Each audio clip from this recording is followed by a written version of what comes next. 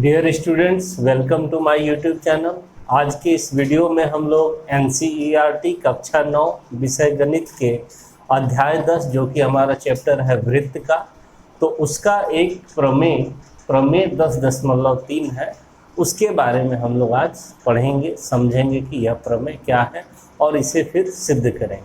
तो चलिए देखते हैं कि प्रमेय क्या है। तो प्रमेय यह है कि एक वृत्त के केंद्र से जीवा पर डाला गया लंब जीवा को समद्विभाजित करता है। इसको पहले आप समझिए। मान लीजिए कि ये एक वृत्त है, ठीक है, और यहाँ मान लीजिए कि केंद्र है आपका O, ठीक है। आप कहीं भी एक जीवा अगर खींचते हैं और केंद्र से उस पर लंब डालते हैं, लंब डालने का मतलब क्या होता है कि एकदम सीधा जो 90 डिग्री का कोण बनाता है, ये इस तरह से। तो अगर आप जीवा पर लंब डालते हैं, मान लीजिए जीवा का नाम AB है, तो जहाँ पर आप लंब गिरा M नाम दे देते हैं, तो ये इस जीवा को समद्विभाजित करता है। जो OM रेखाखंड हुआ ना लंब, वह AB को समद्विभाजित कर देता है। मतलब इतना भाग के बराबर हो जाता है, यानी MA बराबर हो जाता है MB के। आप किधर भी खींच सकते हैं, जरूरी नहीं कि सीधा रहे या कुछ कहीं भी रहे। जैसे ये केंद्र है, कहीं एक जीवा ले लीजिए और इस जीवा पर उससे लंब डाल दीजिए। लंब डाल दिए इस तरह से, तो लंब डाल दिए तो जहाँ पर लंब गिरा इसका नाम आप M दे दीजिए। ये A है, मान लीजिए ये B है, तो यहाँ से ये जो लंब है जीवा को समद्विभाजित करता है, यानी इतना भाग बराबर इतना भाग, MA बराबर MB। नाम आप बदल के भी लिख सकते हैं, AM लिखें और BM भी लिख सकते हैं, कोई दिक्कत नहीं है, इस तरह से भी लिख सकते हैं। तो बेसिक चीज़ इसमें क्या है कि किसी वृत्त के केंद्र से जब जीवा पर लंब डाला जाता है तो वह जीवा को समद्विभाजित करता है।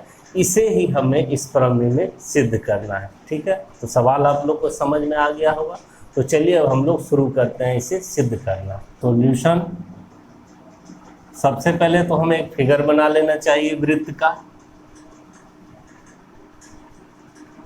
एक वृत्त बन गया हमारा, यहाँ पर मान लीजिए कि केंद्र है O, ठीक है, और एक जीवा बना लीजिए इस तरह से। जीवा का नाम दे दीजिए AB और इस केंद्र से जीवा पर लंब खींचिए, सीधा लकीर एकदम, जो कि आपको दिखे कि 90 डिग्री का कोण बन रहा है दोनों तरफ, ठीक है। तो ये हो गया। यहाँ नाम दे दीजिए आप M, जहाँ पर लंब डाले हैं, ठीक है। ये हमारा हो गया फिगर। अब क्या करना है, सबसे पहले प्रमेय को सिद्ध करने में हमें क्या दिया है वो लिखते हैं। तो चलते हैं हम लोग, सबसे पहले लिखेंगे दिया है। तो हमें क्या दिया है, देखिए कि केंद्र O से जीवा AB पर OM लंब AB डाला। ये है, क्या समझे, केंद्र O से जीवा AB पर OM लंब AB डाला है। ये हो गया, यही इतना चीज आपको दिया था। अब क्या करना है, अब जो सिद्ध करना है उसको लिखिए। तो सिद्ध करना है, हमें सिद्ध करना है कि जो लंब है वो जीवा को समद्विभाजित करता है, यानी यहाँ शुरू कीजिए MA बराबर MB सिद्ध करना है आपको। MA बराबर MB, ये चीज़ आपको सिद्ध करना है। तो अगर कुछ रचना की ज़रूरत पड़ती है हमें, तो रचना कर लेंगे। तो यहाँ पर हमें रचना की ज़रूरत पड़ती है। क्या रचना करना होता है, हम केंद्र से A को भी मिलाएंगे और केंद्र से B बिंदु को भी मिलाएंगे इस तरह से, ताकि हमें दो त्रिभुज प्राप्त हो जाए। और दो त्रिभुज प्राप्त हो जाएगा तब इसे सिद्ध करना आसान हो जाएगा। अब आप लोग को दो त्रिभुज दिखने लगा, त्रिभुज OMA और त्रिभुज OMB, दो त्रिभुज अलग अलग दिखने लगा। तो बस यही काम हमें करना है रचना में। सबसे पहले तो रचना में लिख लेंगे हम लोग कि O से A तथा B को मिलाया। ये हम लोग काम कर लिए रचना में। अब हमें उपपत्ति पे चलना है, यानी प्रूफ करना है इस प्रमेय को, ठीक है।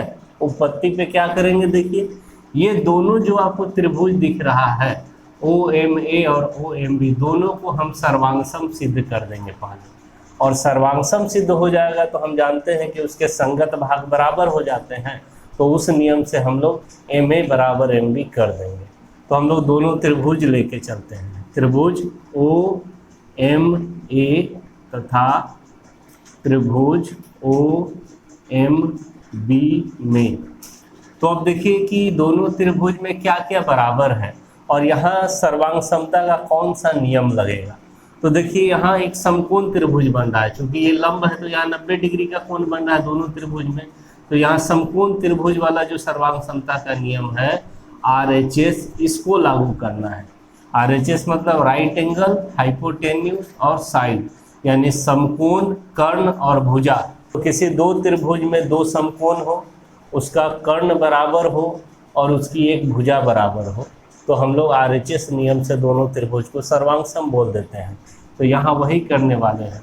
सबसे पहले R यानी राइट एंगल, दोनों में 90 डिग्री का कोण बन रहा है, दोनों को ले लीजिए, बराबर ही होगा 90 डिग्री का कोण।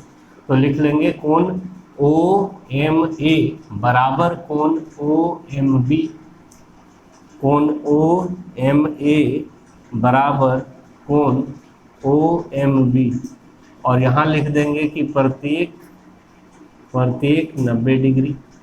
क्यों? क्योंकि हम जानते हैं कि हम लंब खींचे हैं, सवाल में ही दिया था, तो इधर भी 90 डिग्री, उधर भी 90 डिग्री, और 90 डिग्री का कोण आपस में तो बराबर होगा ही। अब हाइपोटेन्यूज यानी कर्ण पे चलिए। तो किसी भी त्रिभुज में जहाँ 90 डिग्री का कोण बनता है उसका सामने सम्मुख भुजा कर्ण कहलाता है। तो इस त्रिभुज का 90 डिग्री यहाँ बन रहा है तो इसका कर्ण ये हो जाएगा OA, और इस त्रिभुज में OMB में यहाँ 90 डिग्री का कोण बन रहा है तो इसके सामने वाला भुजा OB कर्ण हो जाएगा। तो ये दोनों आपस में तो बराबर है। क्यों? क्योंकि OA वृत्त की त्रिज्या है और OB भी वृत्त की त्रिज्या है। हम लोग जानते हैं केंद्र से कहीं भी खींचेंगे इस तरह से मिलाते हुए तो ये सब वृत्त की त्रिज्या ही तो होती है। इस तरह से केंद्र से वृत्त पर के किसी बिंदु को मिलाने वाले रेखाखंड को हम लोग वृत्त की त्रिज्या कहते हैं। तो OA और OB बराबर हो जाएगा आपस में, OA बराबर OB, और ये वास्तव में कर्ण हो गया दोनों त्रिभुज के लिए। और ये किस नियम से बराबर हुआ? तो लिख देंगे ये वृत्त की त्रिज्याएं, वृत्त की त्रिज्याएं हैं, इसीलिए आपस में बराबर है, और ये कर्ण भी है दोनों त्रिभुज के लिए। अब एक भुजा और बराबर दिखाइए। तो एक भुजा देखिए OM जो दिख रहा है आपको, ये इस त्रिभुज का भी भुजा है और OM उस त्रिभुज का भी भुजा है, OMB का भी, OMA का भी, और ये दोनों में मौजूद है। तो हम लिख देंगे OM बराबर OM खुद के तो बराबर होगा ही, और यहाँ पे लिख देंगे हम लोग उभयनिष्ठ, मतलब दोनों में है। इस तरह से देखिए आप क्या क्या दिखा दिए, समकोण बराबर दिखा दिए, कर्ण बराबर दिखा दिए, एक भुजा बराबर दिखा दिए। तो RHS नियम से हम लोग बोल देंगे कि दोनों त्रिभुज क्या है? सर्वांगसम है। तो लिखेंगे RHS सर्वांग समता कसौटी से त्रिभुज OMA सर्वांगसम त्रिभुज OMB, और जब दो त्रिभुज सर्वांगसम हो जाते हैं तो इनके संगत भाग बराबर हो जाते हैं। इसके तीनों भुजा उसके तीनों संगत भुजा के बराबर, इसके तीनों कोण उसके तीनों संगत कोण के बराबर। तो हमें दिखाना था MA बराबर MB, तो इधर से देखिए भुजा MA और इधर से भुजा MB, सेकेंड और थर्ड लेटर, सेकेंड और थर्ड लेटर, ये दोनों बराबर भुजा हो जाएगा। तो हम लोग लिख देंगे कि अतः MA बराबर MB, और यहाँ लिख देंगे CP CT से। इसका मतलब होता है कि सर्वांगसम त्रिभुजों के संगत भाग बराबर होते हैं। तो शॉर्ट में CP CT से लिख देते हैं, और ये हमारा प्रूव्ड हो गया, थ्योरम सिद्ध हो गया। तो बस यही था थ्योरम। अगर अच्छा लगा हो वीडियो, आप लोग को समझ में आया हो, तो वीडियो को लाइक करें, शेयर करें, और न्यू अपडेट्स के लिए इस चैनल को भी सब्सक्राइब कर लें। Thank you.